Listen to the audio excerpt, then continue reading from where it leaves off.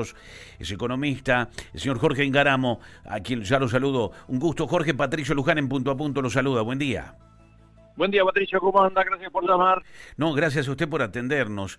En un panorama de cierre de semana, pensando, Jorge, si lo puedo tutear, estamos viendo una reaparición de la oferta crediticia en el sistema, tanto sea desde el Ministerio hacia el sistema bancario. ¿Se trata de un crecimiento genuino y sostenible alimentado por la baja de la inflación y la quita su posición del financiamiento al Estado? ¿O es un movimiento incipiente aún que no tracciona la economía real?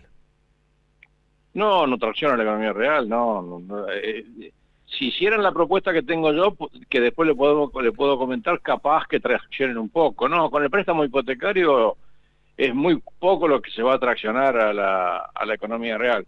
2 billones de pesos de préstamos hipotecarios, 17, 18 mil préstamos a matrimonios que ganan en conjunto más de 3.600.000 pesos, no van a traccionar nunca.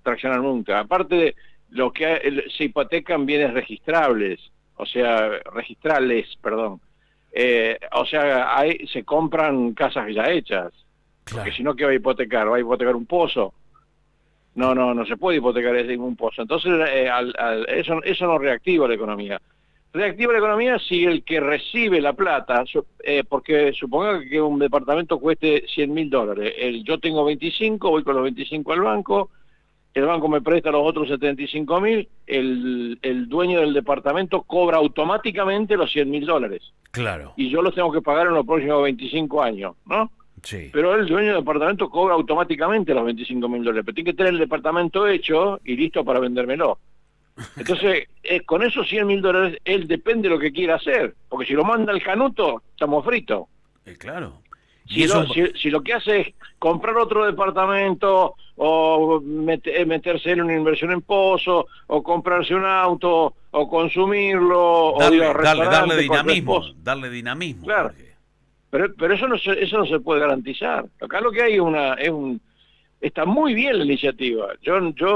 Digamos, la Argentina es un país que se caracteriza por tener exceso de ahorro y el consumo hecho percha, ¿no? Ujú. Fíjese usted, nosotros tenemos 170.000 millones de dólares en el canuto. Canuto, llámese caja fuerte, lo que sea. Después, la ANSES nos acaba de comunicar que el Fondo de Garantía de Sustentabilidad tiene 80.000 millones de dólares, ¿no? Sí. En el sistema financiero hay 43.000 millones de dólares de argentinos que tienen depositados ahí, de los cuales solamente hay 25.000 prestados. Quiere decir que hay 18.000 por prestar. Sí. La semana pasada salió una iniciativa de préstamos en dólares a los que no generan dólares. Muy bien, un avance. Felicitaciones, aplauso, medalla y beso.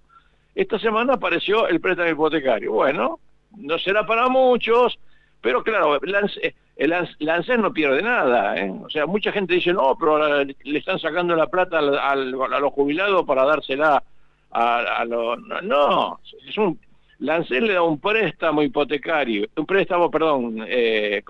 con un UVA más un 2% a un banco que tiene que licitar por ese préstamo, y después con ese préstamo ya otorgado, el banco, ¿qué hace? Le presta a el deudor hipotecario, ¿no? Sí. Entonces, pero claro, el deudor hipotecario después va a devolver la plata.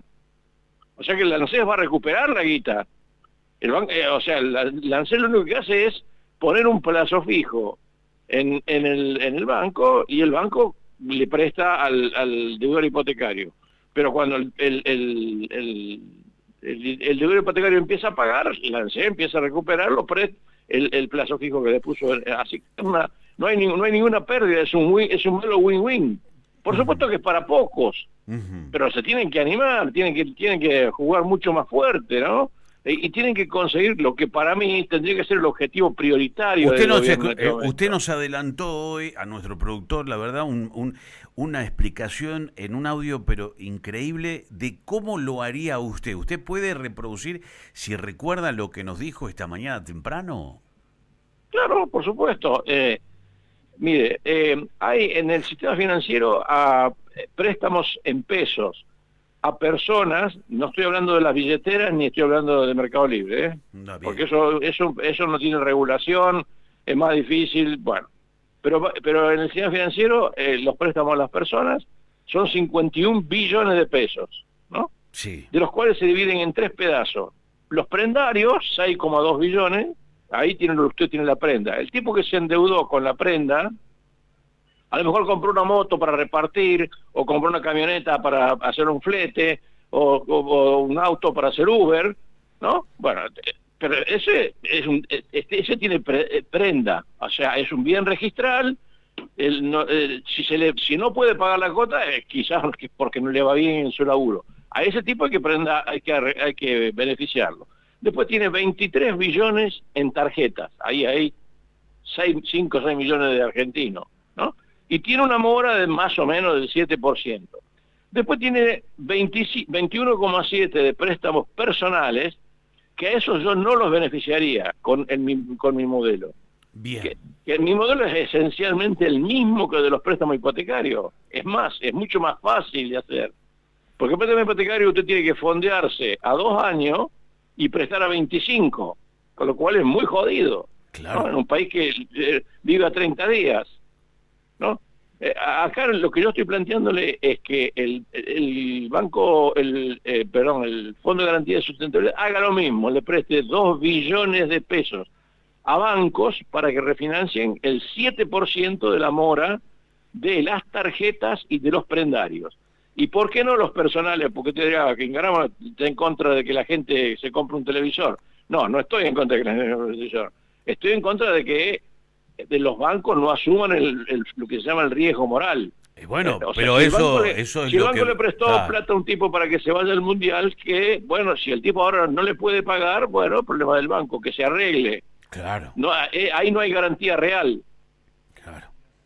Bueno, Entonces lo digo, que está pasando con los bancos es que en algunos, no en todos, digo, cuando hay una situación de morosidad, el banco lo que hace es tratar de refinanciar, bajar la deuda, pero automáticamente cierra y lo saca del sistema. O sea, ese es lo que habla usted de la moralidad, digamos, ¿no? De la garantía moral. Sí, pero le sube la tasa a todos. Claro, exactamente. Y terminan pagando justos por pecadores. Claro. Pero eso Entonces, no se habla, Jorge. Está bueno que ¿qué lo aclaremos consecuencia? porque no se habla eso.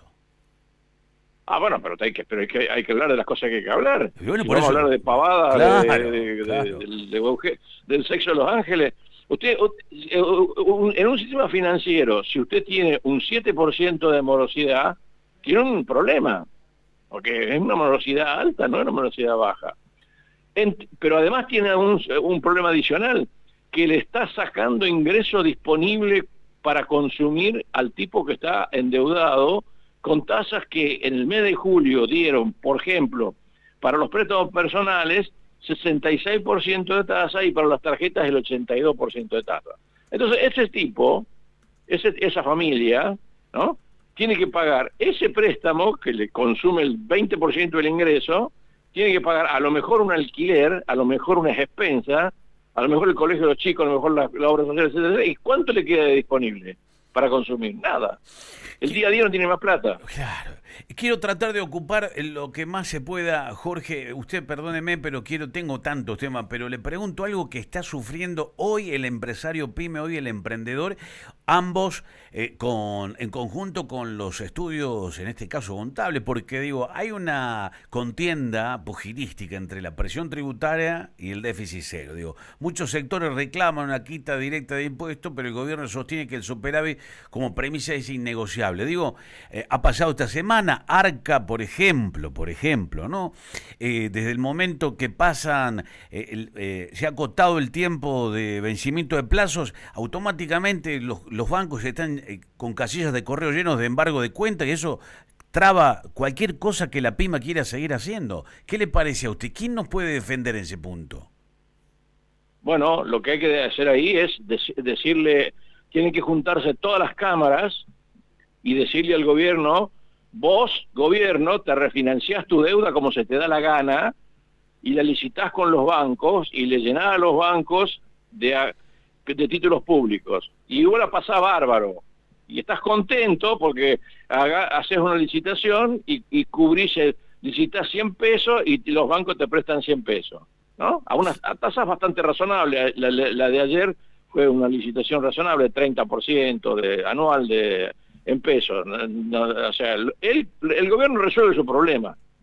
Los particulares que se jodan, digamos, ¿no? O sea, entonces lo que hay que hacer ahí es ir y decirle, macho, si vos solucionaste el problema, tratá de ayudarme a mí a solucionarme el mío. Bueno, por eso, ¿hay margen real en las cuentas públicas para otorgar alivios fiscales sostenibles en la producción sin arriesgar el equilibrio fiscal o no? Por supuesto, si se usan los mismos fondos del ANSES como le planteo yo, si el ANSES tiene 80.000 millones de dólares parados, básicamente en títulos públicos. ¿Y por qué cree, Que el Jorge, ANSES usted? ¿Por qué? los mismos títulos públicos que los bancos le compran al Tesoro, el Tesoro también le compra, o sea, el sector público le compra al Tesoro. Claro. Esos títulos públicos se pueden prestar. Por ejemplo, préstamos UBA. Si usted tiene una empresa endeudada con la ARCA, dele un préstamo UBA. ¿Con qué lo banca el préstamo UBA? Con los fondos del ANSES. ¿Qué fondos del ANSES? Los títulos públicos que el propio gobierno le colocó al ANSES. Los DICFE, los TX26, los TX28. ¿Por qué cree que no están haciendo eso? Lo mismo. Hoy lo están escuchando muchos empresarios, Jorge. ¿Por qué cree que no están haciendo eso? ¿Por un cambio de paradigma? ¿Por qué no se están fijando en eso, que eso se está concretando? Usted lo está diciendo como una tabla de un ABC, pero está pasando lo contrario, lo adverso, lo extremista. Bueno, pero en hipotecarios y en préstamos en dólares ya reaccionaron. Tarde, pero reaccionaron, ¿no? En los préstamos hipotecarios salieron con 18.000 préstamos. Hoy, esta mañana, se hace la reunión del salario mínimo garantizado. Se dan cuenta que si la gente no tiene guita para consumir, el superávit fiscal es verso. Tarde o temprano se le va a hacer percha, porque no van a recaudar. Porque no solamente con la recaudación de retenciones y de ganancias, que ganancias es fuerte en el mes de julio, después chao. Permítame preguntarle algo más. O sea que hay margen real en las cuentas públicas para otorgar lo que está pasando, que es todo lo contrario, que son embargos de cuentas, acotamiento de días de plazo en materia, por ejemplo, fiscal de ARCA, o sea, que sean sostenibles para la producción sin arriesgar. Por supuesto. Como le digo, lo que ha pasado acá es que el gobierno ha hecho lo que se llama técnicamente el crowding out. Yo me financio como gobierno y me coloco y tengo mi portafolio, ¿no? Y si usted se fija bien, acá voy a hacer una burrada que la gente seguramente me va a criticar, pero Caputo maneja 4 cajas. Maneja el Banco Nación, el ANSES, el Tesoro y el Banco Central, ¿no? Tenemos la ley ahora, la comida sanción. ¿Y por qué dice que va a decir una burrada? ¿Por qué dice, Jorge, eso usted? ¿Y por qué? Porque mucha gente no me lo va a creer que Caputo puede manejar los 4. Pero en realidad los maneja. Dice, saco acá, pongo acá, emito un título, me lo compra el ANSES, lo vende el ANSES, me lo compra el Banco Nación. Es fácil. Levanta el tubo y le da la orden de qué es lo que tiene que comprar y vender cada uno y se acabó el problema. Y él resuelve el problema, porque tiene 4 cajas a mano. Y además la tasa de interés por mire, es la primera vez que hay 2.000 millones de superávit externo por mes y que yo en 45 años de profesión no vi reactivar la economía. Porque con un superávit de 2.000 millones de dólares por mes, la economía tendría que estar recontra reactivada. ¿Qué pasa con los 2.000 millones de dólares? La gente los compra y lo manda al canuto. Jorge, para cerrar, yo le agradezco, para que si tuviéramos que pensar en una estrategia para los próximos meses, para quien tiene que tomar decisiones operativas hoy, ya sea liquidar, por ejemplo, el productor agropecuario cosecha, invertir en bienes de capital o estoquearse, ¿cuál es la recomendación clave para no quedar descalzado en un contexto económico así?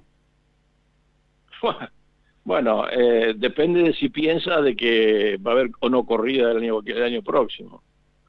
Acá podemos dividir la estrategia en el cortísimo plazo y en el año que viene, digamos, ¿no? Si usted piensa que el año que viene el gobierno no le va a ir bien en las elecciones y vamos a ir para atrás y va a volver Kicillof, etcétera, etcétera, y va a venir Kicillof, bueno, la estrategia, endeudes en pesos porque si viene una licuación en dólares, eso es obvio, ¿no? Si va a estar en el corto plazo, o sea, dolarice su portafolio y endeudes en pesos, porque si viene Kicillof, nada bueno va a ocurrir. Si viene una opción de centro más moderada, que tenga lo bueno de Milei, pero que le agregue un poco más de cancha y de pragmatismo, no hay problema. Tenga un portafolio con títulos SER para cuidarse de la inflación y tenga un portafolio con dólares para cuidarse de una eventual corrida. Y eso es lo más recomendable. Y si se va a endeudar, no se endeude en dólares, porque esa es la contradicción que yo le veo a la iniciativa de ahora de los préstamos hipotecarios, que en el fondo, digamos, lo que se presta son dólares, ¿no? Después se ajustan por UVA, sí, es cierto, pero primero se prestan dólares. Estimado Jorge, la verdad que le agradezco como siempre que un viernes ya sabíamos de su agenda, de sus compromisos, le agradezco mucho como siempre que tenga un buen viernes, buen fin de semana. Lo mismo para ustedes, no se haga problema, llame cualquier día. Gracias. Sábado y domingo se atiende al público. Bueno, un abrazo, gracias. Gracias. Abrazo. 97.